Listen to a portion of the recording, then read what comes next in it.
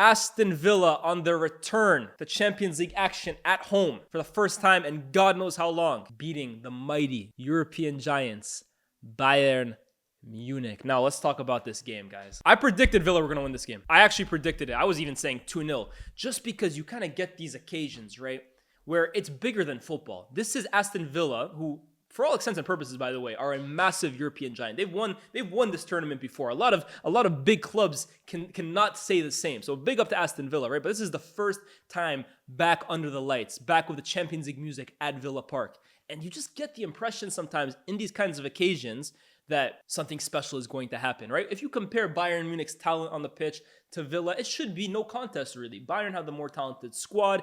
Bayern have the bigger status. They're the bigger name. They have the heritage. But nights like this, for me, are where miracles, I won't even say a miracle, but special moments can happen. It happened last year at Newcastle when they demolished PSG 4-0 at St. James's Park. And I had the impression something was going to happen similar tonight. And look, I've watched Bayern a few times, but the last 2 weeks in particular, I've very closely kept an eye out on them. I did a watch along for the Bayern versus Leverkusen game, and I obviously did the game today against Villa. And here's one thing I've noticed, because before that, Bayern were destroying everybody, right? They put 9 past Dinamo Zagreb.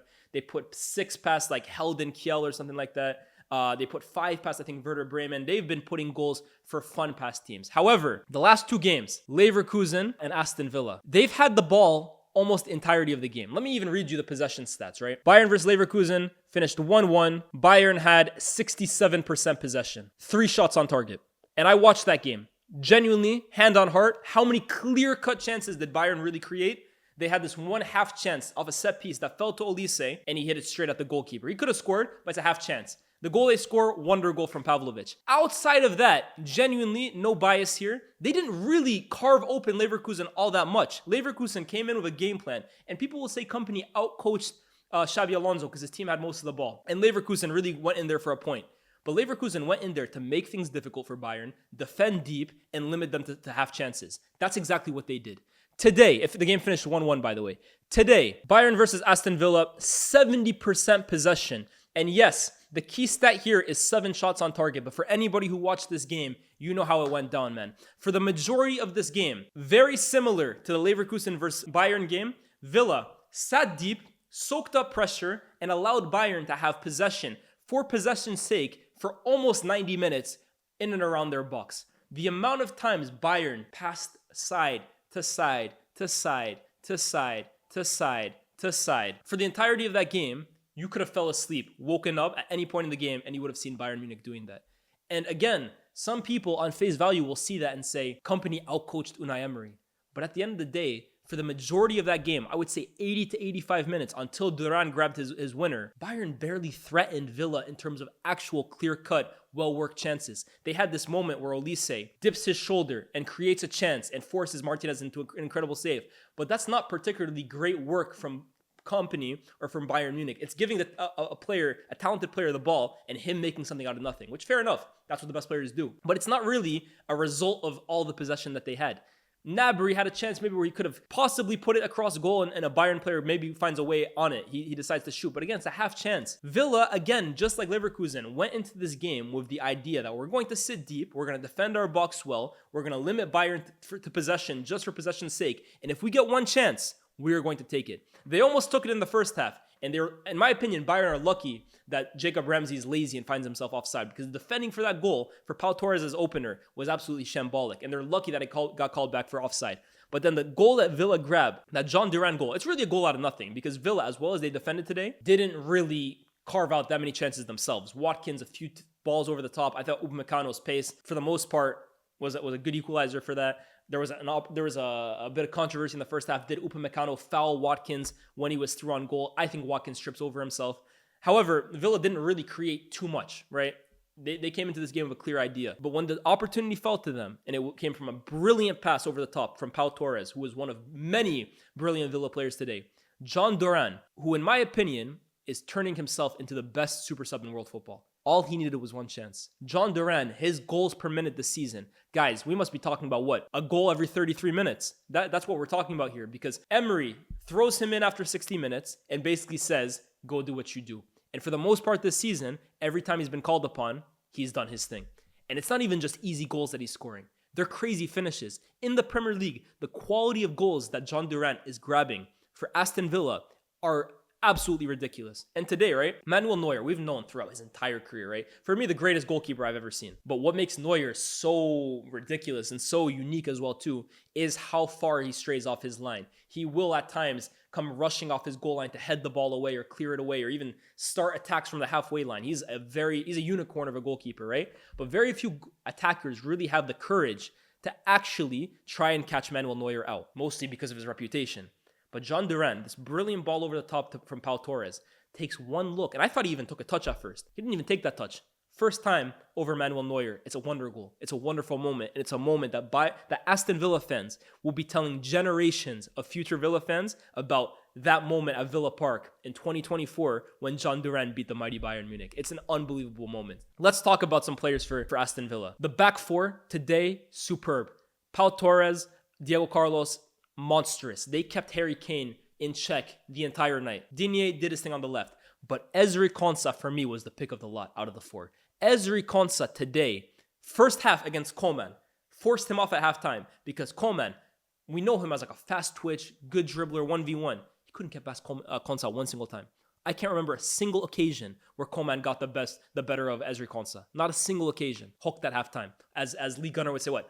Stinker and hooked. In comes, who was it that came on? Musiala. He played more so centrally. But Gnabry goes on to the left. Again, Gnabry found himself 1v1 against Konsa a few times. For the most part, Konsa had him in check. I thought Ezri Konsa, bar one player, was the man of the match today for Aston Villa. You look further up the pitch. Tielemans, so class in possession. Onana for 60 minutes until his body just gave up on him, nursing an injury. I have to say this about Onana, right? I have to hold my hands up. When he became available this summer from Everton, and United fans were really crying out for him, I looked at him and said, okay, there's definitely a player there, but is he really worth all this like commotion? Like, how good really is he? I have to hold my hands up. I was spot off. This guy, I've watched him twice now in the Champions League. First game against against Young Boys, Today against Bayern, is so comfortable at this level. On the ball, is so neat, is so tidy, is so secure in possession. And then physically, he just shakes guys off like they're not even there. I've said it numerous times. I feel like he even looks bigger this year at Villa. He looks like Patrick Vieira in terms of stature. So good. That midfield partnership of himself and Tielemans is so balanced. They understand each other's roles and each other, the dynamic. It's perfect. And then in front of them, Morgan Rogers. This kid's a star, man. This kid is rapidly turning into a star.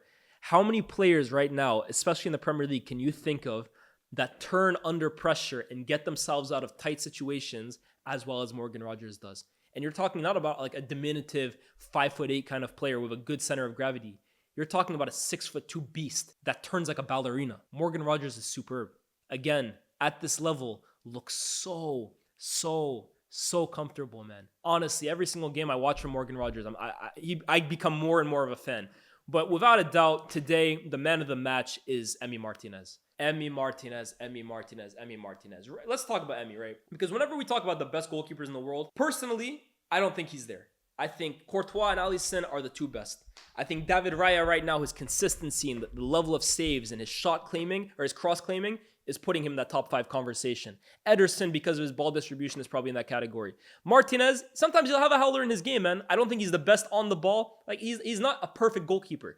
But let me tell you this about Emi Martinez, right? I don't know if there's a more clutch goalkeeper than Emi Martinez. There's some players in world football that aren't as talented as others. And with Emi Martinez, that's the case, right? There's a reason why he didn't really grab the limelight and really become the player he is until 26, 27 years old. He's not as talented as a Courtois. He's not as talented as an Alisson or an Ederson. But there's some players that when it's crunch time, when it's time to make big plays, winning plays, they just rise to the occasion.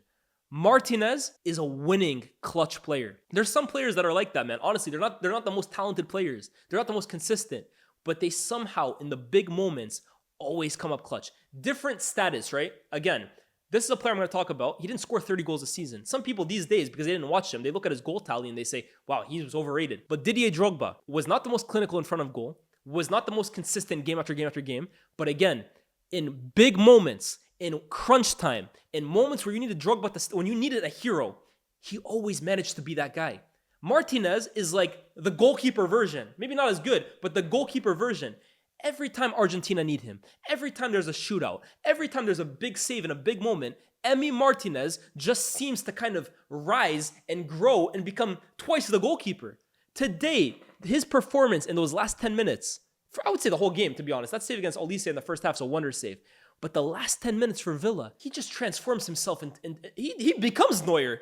It's like him and Neuer swapped places at the end. Unbelievable. That save against Harry Kane right at the death. That save where Musiala, again, Bayern didn't create much for the whole game. Once Duran scores, they turn up the tempo. In the last 10 minutes, Bayern were pushing at the door. They were knocking at the door. Musiala plays this wonderfully disguised... He didn't do too much, Musiala, today in his cameo. But he plays this wonderfully disguised pass in behind to Gnabry. It fools the entire Villa defense for probably the first time in the game. And Gnabry, sure, probably should score. Again, in a split second, it's instincts, it's instinctual. Emi just makes himself big and saves them. Last minute of the game, corner, Villa fans, hearts in their mouth, biting their nails. Cross into the box from Kimmich. Kane, the only thing he did all game, nods the ball, nods the header.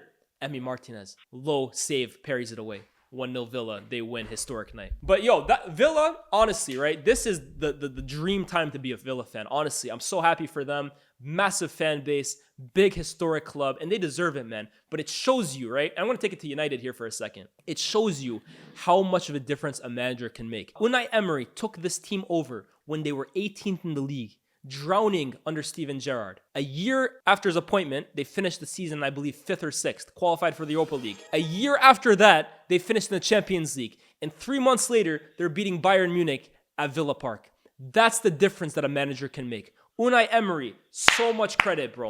Honestly, I think Villa, people looked at them this year as, are they going to be another Newcastle? Second season, they kind of fizzle out. They're here to stay. Villa this year will contend for Champions League again. And I'm telling you, any big team going to Villa Park under the lights against Unai Emery's team, you're in trouble, bro. You're in trouble. This team is concrete. They're resolute. They fight for their lives. They're well organized. They're a problem for any big team. One last thing. Bayern Munich. I watched, and I was very patient watching Kompany and Bayern Munich those first few games where they were blowing everybody out the water. But what did I keep saying? I need to see Vincent Kompany. The way I'm going to judge him is how his team performs and how he matches up with whom I consider some of the elite European domestic managers. And I said, I'm keeping an eye out on the Leverkusen game. I'm keeping an eye out for the Villa game, and I'm keeping an eye out for the Barca game because I look at Hansi Flick, Unai Emery, and Xabi Alonso, and for me, these are three of the better tacticians in European football. That's where I'll see Vincent Kompany. What are you made of? The first game got the result, kept possession for most of the game, and like I said, in my opinion, didn't create nearly enough to really come out of that game that impressed. I think Xabi Alonso had a game plan. It wasn't to keep the ball. It was to nullify Bayern, and I think he succeeded in doing that. I think Unai Emery had a similar game plan. And yes, towards the end of the game, he rode his luck. But again, I've come out of this game from Bayern feeling very, very underwhelmed. Quite clearly, this team has a lot of offensive weapons. And against smaller opposition, against opposition that maybe gives them a bit more space, they can put 5 or 6 past anybody. But these games against the more defensively resolute, the more tactically intelligent teams, so far, 2 games out of 2, I've come out of games from Bayern feeling pretty underwhelmed. Bayern had plenty of possession today. At times, I felt I was going to fall asleep. And there's a few disappointing performances today. I look at the 2 wingers, and Coleman and Gnabry, absolutely awful. Absolutely awful. Those 2 have to be shifted on. I thought Matthias Tell was a bit wasteful, but at least gives you a bit more from his performances. And I'm not sure why Thomas Tuchel and now Vincent Kompany refuse to use him more. Musiala, for me, had a few moments, but again, I need to see more consistent throughout a 90-minute performance from Musiala. In moments, he gives you flashes of brilliance, but he needs to give you more. He needs to get on the ball more. He has to be the guy that, when Bayern struggle against these deep blocks, unlocks the defense. And he does it in moments, but I don't think it happens nearly enough for a player of his ability, which I consider Musiala to be an unbelievable talent. I thought Leimer was absolutely horrendous at right back. And look, I've seen Guerrero now against Leverkusen. Okay, I've watched Leimer tonight. Not impressed. They need Sacha Boey back and they need Stanisic back. Natural right-footed options at right back. And then finally, Harry Kane. Look, I know how many goals he scores. I know how many goals he scored this season. But again, that's 2 performances against Leverkusen and Aston Villa, where, bar that last chance that he gets at the end off a header, you could be forgiven for forgetting that Harry Kane was playing.